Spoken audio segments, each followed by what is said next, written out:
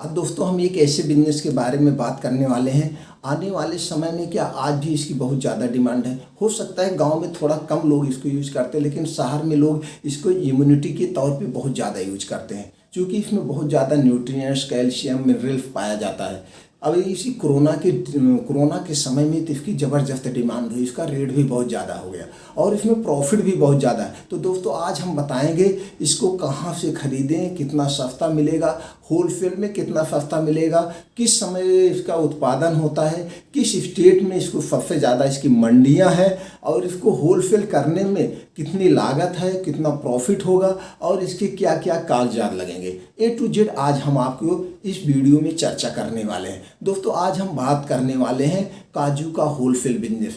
नमस्कार दोस्तों, अब तक आपने चैनल को सब्सक्राइब नहीं किया है तो दोस्तों चैनल को सब्सक्राइब करके बेल आइकॉन का बटन दबा दीजिए, जिससे आपके पास कोई और वीडियो बनाए तो पहुंच जाए। दोस्तों चलिए दोस्तों हम टाइम को नहीं वेस्ट करते हैं। होलसेल का बिजनेस जैसे हमने अभी चर्चा किया था, होलसेल बिजनेस करने के लिए अगर हम इसकी मंडी की बात करें दोस्तों, इसकी मंडी जो होती है दोस्तों सबसे ज़्यादा जहाँ उत्पादन होता है केरला, गोवा, तमिलनाडु, महाराष्ट्र, आंध्र प्रदेश, उड़ीसा, पश्चिम बंगाल एंड कर्नाटक, यहाँ सब इसकी खेती होती है और यहीं पे ज़्यादा मैन्युफैक्चरर भी होते हैं। डायरेक्ट किसान से माल लेकर के वहीं मैन्युफैक्चरिंग करके वहाँ से होलसेल करते हैं और वहीं से और अदर स्टेट वाले भी उठा के अपने नाम का ब्रांड बना के बेचते हैं।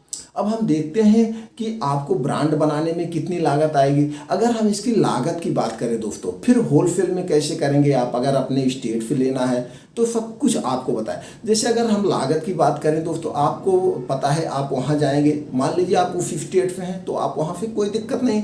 अगर कोई अदर स्टेट से है तो वहाँ से जाएगा। जैसे आप माल लेंगे किसान के घर से, किसान के घर से माल लेने के बाद उसको मैन्युफैक्चरिंग करवाना है, तोड़वाना है, तो इसमें मशीनें लगवाना पड़ेगा, प्रोसीजर हो जाएगा, आपके खर्चे ज़्यादा हो जाए। लेकिन हमारा यही विचार है, कोई भी उत्पादन करने के बजाय, मशीन डालने के बजाय पहले हम छोटे तौर पे करें। तो जब हम छोटे तौर पे अगर शुरुआत करेंगे तो हमको छोटे स्तर से सारी जानकारी होती जाएगी, कितने प्रॉफिट हो रहे हैं, कैसे कैसे करना है, और हमारा जो है दुकानदारों के प्रति एक विश्वास बन जाएगा, हमारी क्वालिटी बन जाएगी, तो हम बड़े पे करेंगे तो फेल नहीं होंगे। तो जैसे अगर हम वहाँ से लेते हैं जो ऑलरेडी मैन्युफैक्चरिंग कर रहे हैं, उनके यहाँ से लेंगे तो क्या रेट पड़ेगा।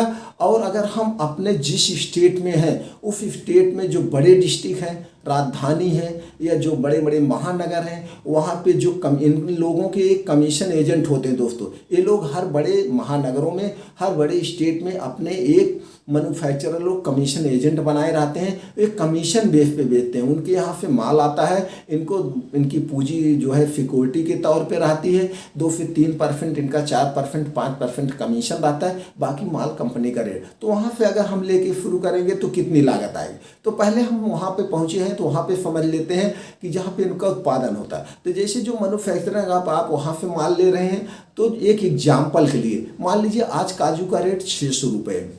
चूँकि ये रेट अप डाउन होते हैं, आज हम अगर आपको कुछ रेट बता दिए, कल कोई और रेट हुआ, परसों कोई और रेट हुआ, या वीडियो आपके पास 4 महीने बाद पहुंची या वीडियो आपके पास 6 महीने बाद पहुंची, तो उसमें रेट अप डाउन होते रहा। तो हम एक मेथड से समझते हैं। अगर हम एक मेथड से फार्मूले से समझेंगे तो हम कभी भी वीडियो आपके पास पहुंचेंगे, कभी भी आप उस आधार पे बिजनेस करेंगे तो फेल नहीं होगे। एग्जाम्पल के लिए समझते हैं कि मैन्युफैक्चर जैसे मान लीजिए किसान के घर से 200 रुपये किलो ले रहा है, तो उसको तोड़वा रहा है, सब कुछ कर रहा है, तो एक कुंतल में 30 से 40 किलो उसका निकलता है।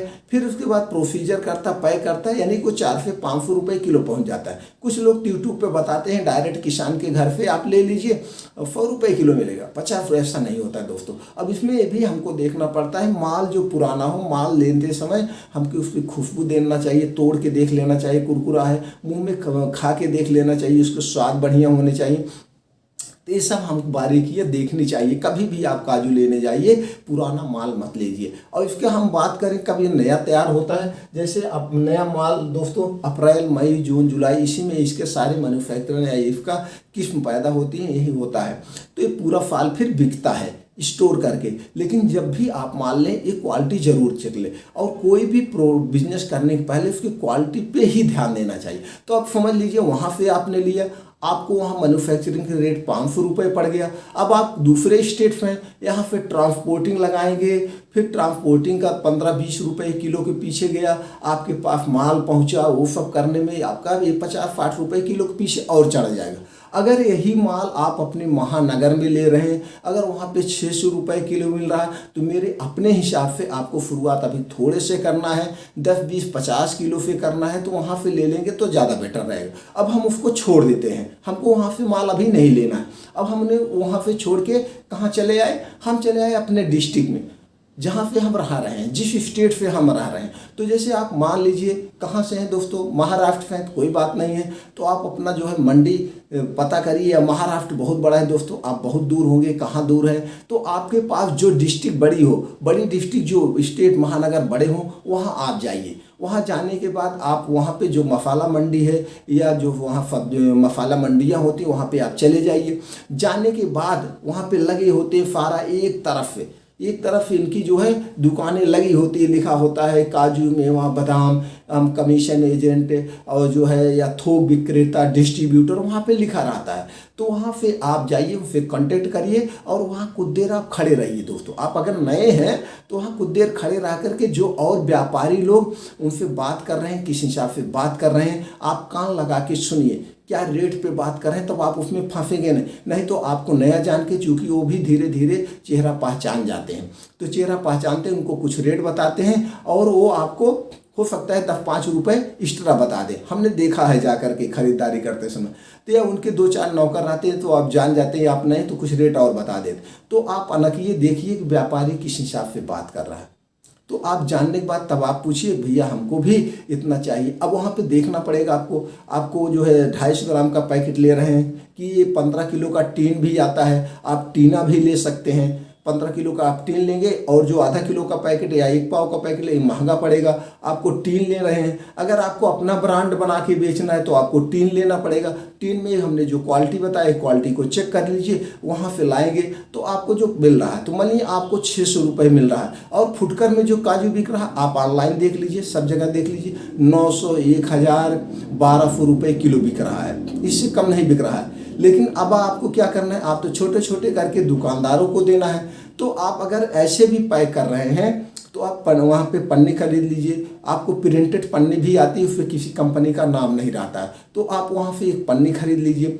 पन्नी खरीदने के बाद उस पर आप जो है अपने नाम का स्टिकर छपवा करके अपने नाम का स्टिकर छपवा लीजिए। लेकिन जब आप अपने नाम का स्टिकर छपवा के बेचेंगे तो आपको एक काम करना पड़ेगा, कुछ कागजात लेने पड़ेंगे। कुछ कागजात में जैसे आपको एक रूम हो गया जो कागज़ लेने के लिए, उसमें जीएसटी नंबर लेना पड़ेगा या फिर FAI नंबर लेना पड़ेगा, उद्योग आधार नंबर दोस्तों लेना पड़ेगा। अब आपको एक ब्रांड नेम चॉइस करना पड़ेगा, वो अपने हिसाब से आप ब्रांड नेम चॉइस कर लीजिए। ब्रांड नेम दोस्तों चॉइस करने के बाद उसका ट्रेडमार्क लेना पड़ेगा। ट्रेडमार्क इसलिए लेना पड़ेगा जिससे उसका कोई कॉपीराइट ना करा पाए। आप कल का बेच रहे हैं, उसी से तो आपकी पहचान होगी। तो आप अपना ब्रांड बना दिए, पॉपुलर कर दिए, कल कोई और उसी नाम से बेचने लगे, वो कॉपीराइट करा ले तो आपका पिट जाएगा, मेहनत आपने की। तो इसलिए जब भी आप ब्रांड से अगर बेचना चाहें तो ऐसे बेचिए, नहीं तो फिर वैसे ले करके आप पन्नी खरीद लीजिए।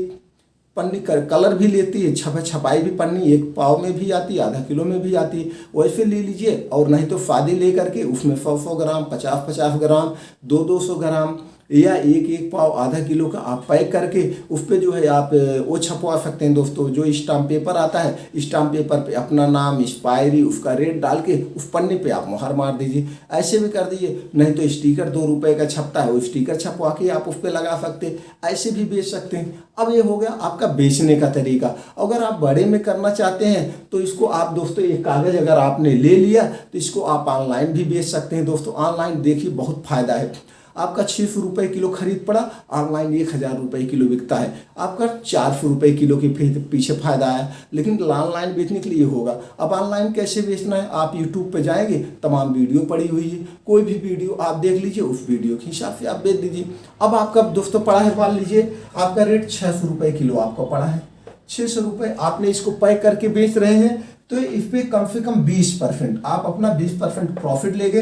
वैसे ये सब में तो सब 30% लेते हैं, तो हम 30% अगर आप लेते हैं तो 180 यानी कि 780 रुपये। ये 780 रुपये 180 रुपये किलो पीछे 36/18 180 रुपये किलो पीछे आपका क्या हो गया, प्रॉफिट हो गया थोक में। अब इस थोक में आप 180 रुपये के हिसाब से आप ले रहे हैं 780 रुपये के हिसाब से आप पैकिंग में मान लीजिए 1 किलो के पैक में लेने के लिए आप पन्नी ले लीजिए, वो कर लीजिए, बहुत पन्नी चढ़ती है। तो इस तरह से आप जो छोटी छोटी दुकान है उस दुकान पे भी दे सकते हैं और ऐसे भी बेच सकते हैं। तो आपका कम से कम 10 किलो 15 किलो डेली बेच ही देंगे। तो ये रेट ऐसे करेंगे तो ज़्यादा बेटर रहेगा। लेकिन दोस्तों हमने होलसेल का करने के लिए आप पहले मार्केट का ज्ञान कर लीजिए, तब आप वहाँ मंडी हमने जो बताया गुजरात, केरल, गोवा, तमिलनाडु यहाँ से तब उठाइए। आप एक यहाँ से उठाने का मतलब आप 10 किलो 50 किलो नहीं, आप 1 कुंतल 2 कुंतल यहाँ से उठाएंगे तभी आपको जो है रेट पे मिलेगा, तभी आपको जो है भाड़ा ट्रांसपोर्टिंग कुल मिला के आपका खर्चा कट के आएगा। और पता लगा आप किसी कारणवश नहीं बेच पाए तो आपकी पूंजी फ्लॉप हो जाएगी। तो आप अभी यहीं से शुरुआत करिए, थोड़े में शुरुआत करिए। आप यहाँ से 15 किलो का जो टीना आता है 2 टीना लीजिए, 3 टीना लीजिए, यहाँ से धीरे धीरे शुरुआत करके ग्राहक बनाइए। ऑनलाइन बेचना हो तो ऑनलाइन बेचिए, 400 रुपये किलो के पीछे फायदा आएगा।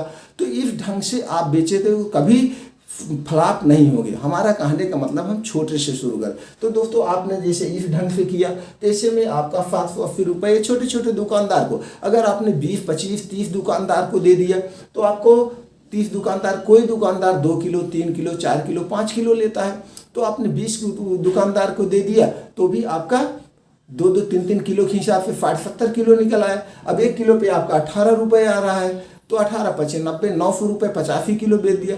तो आप इस ढंग से भी अपनी छोटी पूंजी से शुरू करके बड़ी पूंजी आप बना सकते हैं। और इसमें आपके ये तो पूंजी जो बनेगी आपका अनुभव हो जाएगा, तब आप बड़े पे करेंगे दोस्तों, कभी फेल नहीं होंगे। ऐसा भी बताते हैं हम वीडियो में, जैसे आप लोग फेल ना हो और नहीं हम कहेंगे कि आप इकट्ठा चले जाओ वहाँ से तमिलनाडु, गोवा से, उड़ीसा से उठा लाओ 5 कुंतल 10 कुंतल, पता लगा 4-5 महीने 6 महीने इसकी एक्सपायरी है, फट जाए, क्या मतलब हुआ।